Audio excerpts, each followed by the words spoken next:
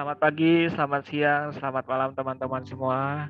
Eh, dan selamat pagi, siang, malam juga kepada Ibu Dian.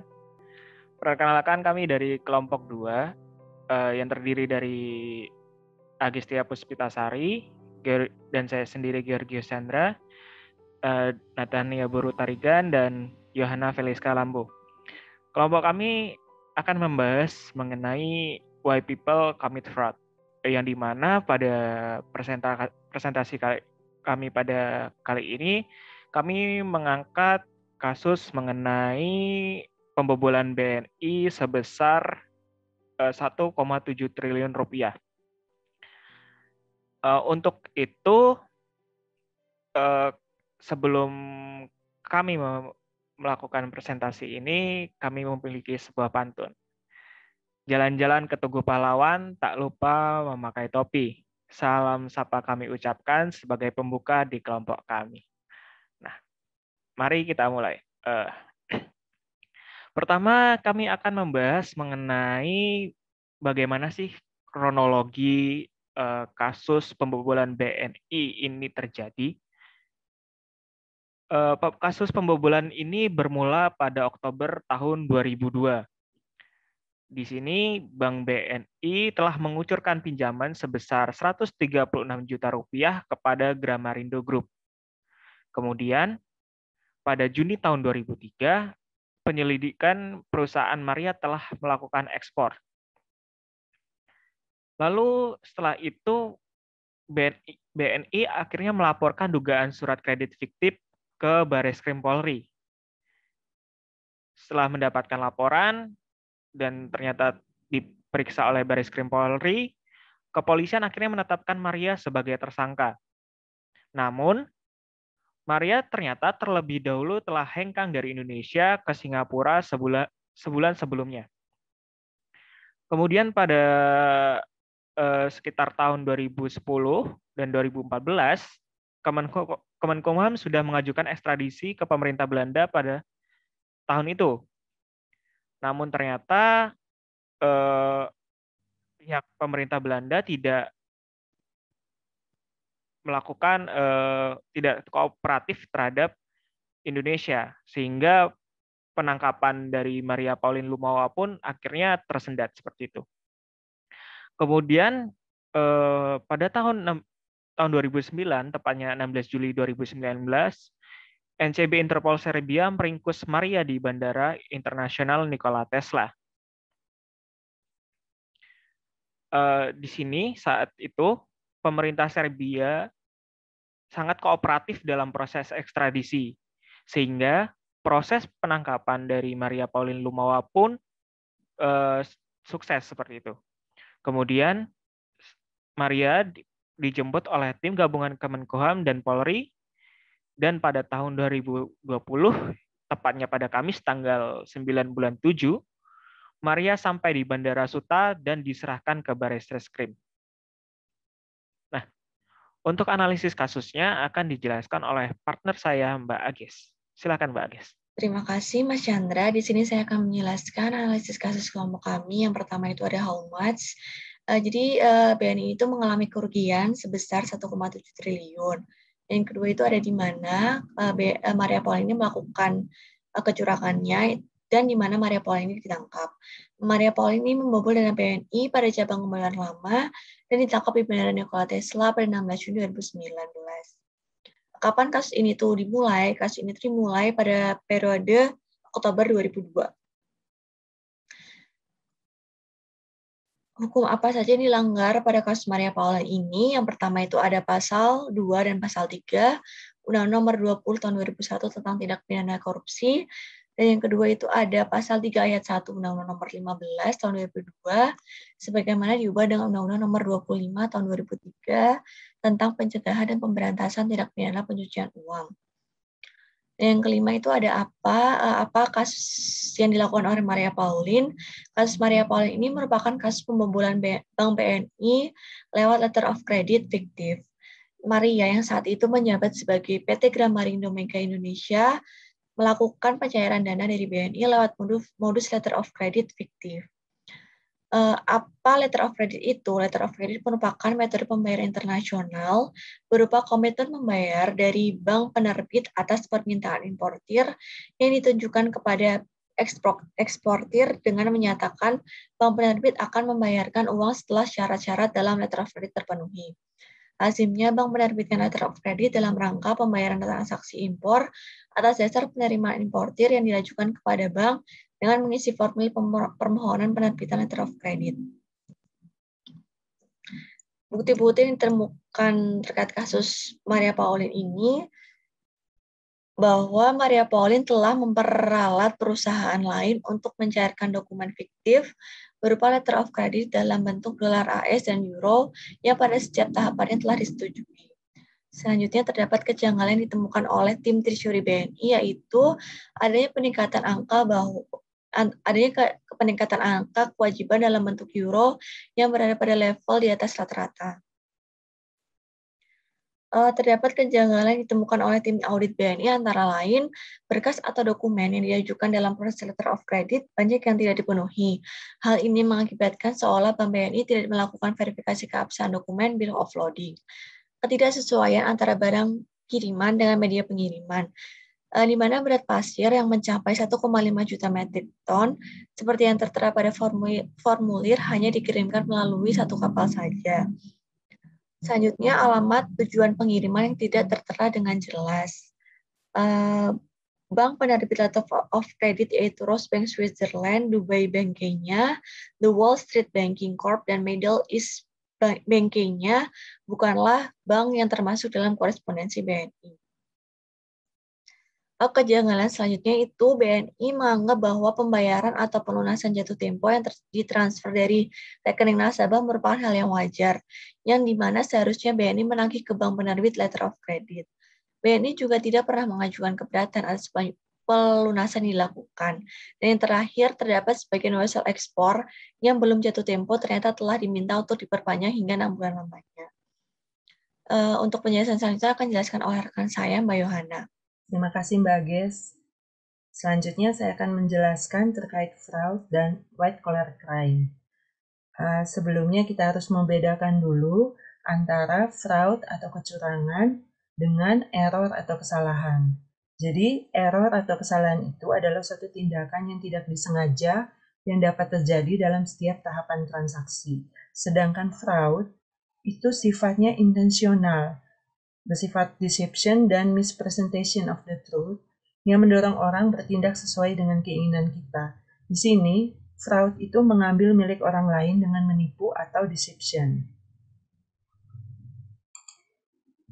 White collar crime itu merupakan kejahatan yang dilakukan oleh orang yang terhormat dan berkedudukan tinggi statusnya selama menjabat.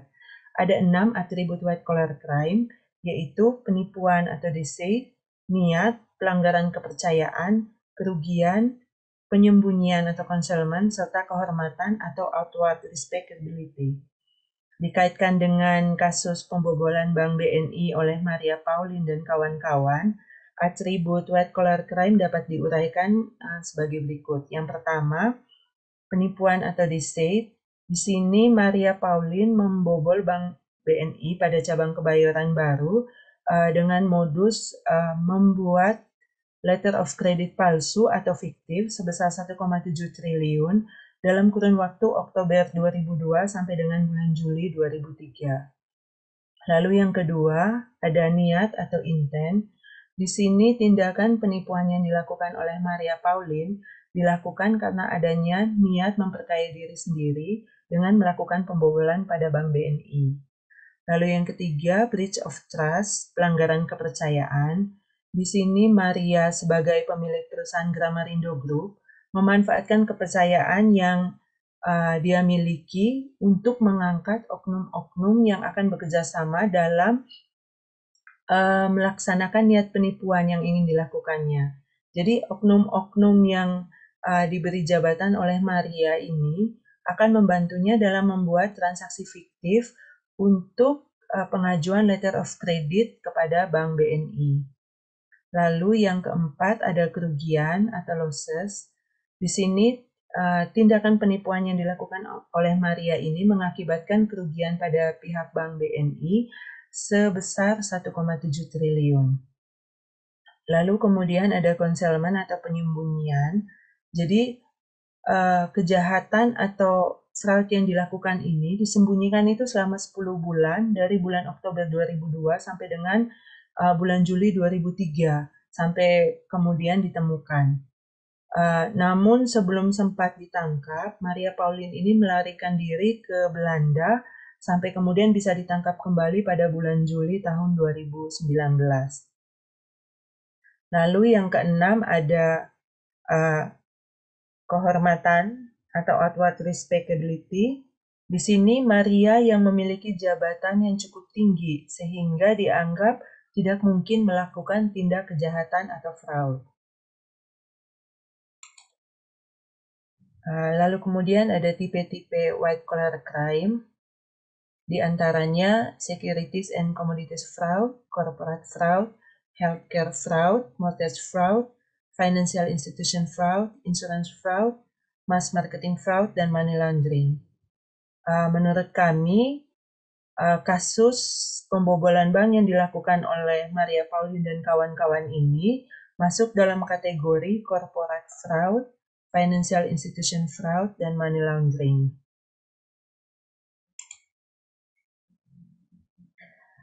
Lalu kemudian ada teori fraud. Jadi di sini menurut teori Donald Creasy yang berdasarkan penelitian yang dilakukannya pada tahun 1949, dijelaskan bahwa fraud terjadi karena konvergensi dari 3 faktor, yaitu tekanan, kesempatan, dan rasionalisasi atau yang biasa disebut dengan fraud triangle. Dikaitkan dengan kasus Maria Pauline Lumowa, maka dijabarkan fraud triangle ini yang pertama pressure atau tekanan. Di sini kebutuhan akan pemenuhan keinginan untuk memperkaya diri sendiri yang akhirnya menjadi dasar dari rencana penipuan yang dilakukan oleh Maria. Lalu kemudian ada opportunity. Di sini Maria memiliki kontrol dan kekuasaan untuk memberikan jabatan krusial kepada orang-orang yang akan membantunya dalam melakukan penipuan berbentuk transaksi fiktif untuk menerbitkan letter of credit. Lalu yang ketiga, ada rasionalisasi. Jadi di sini Maria menganggap bahwa tindakan penipuan atau white collar crime yang dilakukannya memiliki tingkat peluang keberhasilan yang tinggi, sehingga tidak membutuhkan rasionalisasi yang besar untuk melakukan penipuan. Lalu kemudian ada pengembangan dari teori fraud triangle ini yang dikemukakan oleh Wolf dan Hermanson yang disebut dengan fraud diamond. Di sini dari 3 komponen dari fraud triangle ini ditambahkan satu lagi yaitu capability. Di sini jabatan yang dimiliki oleh Maria ini membuatnya memiliki kemampuan untuk melakukan tindakan penipuan pembobolan Bank BNI. Selanjutnya akan disampaikan oleh rekan saya, Natania. Silakan, Natania. Terima kasih, Mbak Yohana. Selanjutnya saya akan melanjutkan terkait why people commit fraud. Pertanyaan mengapa orang melakukan fraud disebabkan oleh individu-individu tersebut dimotivasi oleh kepentingan diri mereka sendiri. Dalam kalkulus penipuan atau calculus of fraud, dicerminkan proporsi bahwa individu-individu akan melakukan penipuan ketika reward atau R lebih besar dari kemungkinan tertangkap atau getting caught yang disingkat P dan kerugian yang dirasakan atau gravity of the loss yang disingkat L, yang bisa dilihat dalam hubungan R lebih besar dari PL. Faktor-faktor yang harus dipertimbangkan seperti biaya manfaat dan bagaimana faktor tersebut ditimbang, mana yang lebih penting dan mana yang kurang penting bersifat subjektif dalam mempengaruhi rasionalisasi seseorang untuk melakukan fraud. Individu-individu menggunakan proses analisis seperti itu, baik secara sadar maupun tidak sadar, ketika mereka mencoba untuk merasionalisasi kejahatan mereka.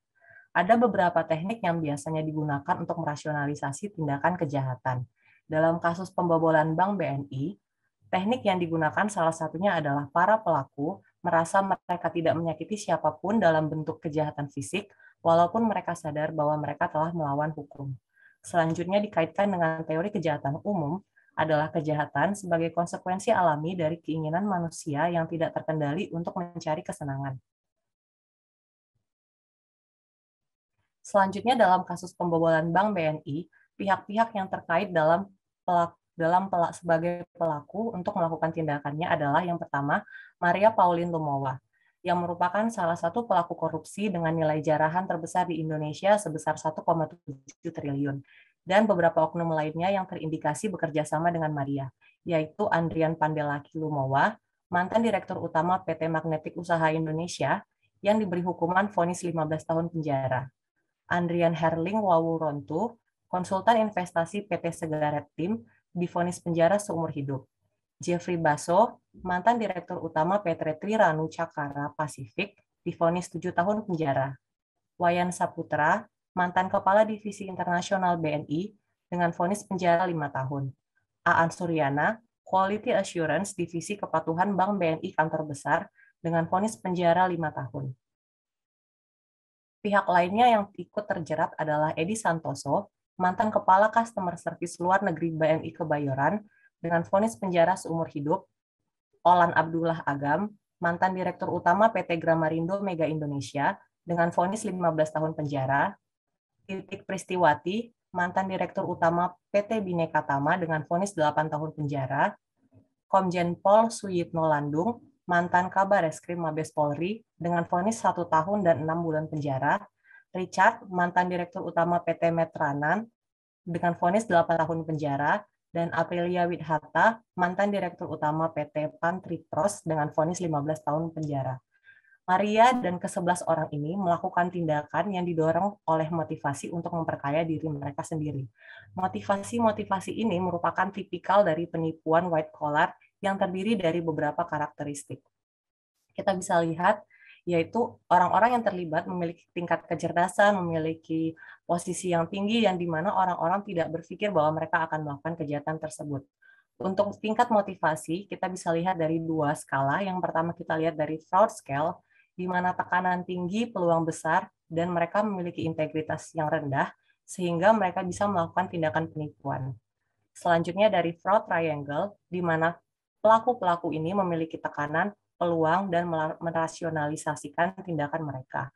Sebagai kesimpulan akhir, kami menyimpulkan bahwa sistem keamanan yang mumpuni akan tetap kalah jika ada moral penjahat orang dalam yang punya kuasa, seperti dalam kasus penipuan kredit ekspor-impor fiktif oleh Maria Lumowa dan oknum-oknum yang terlibat di dalam kasus tersebut. Demikian presentasi dari kami kelompok 2, kami ucapkan terima kasih.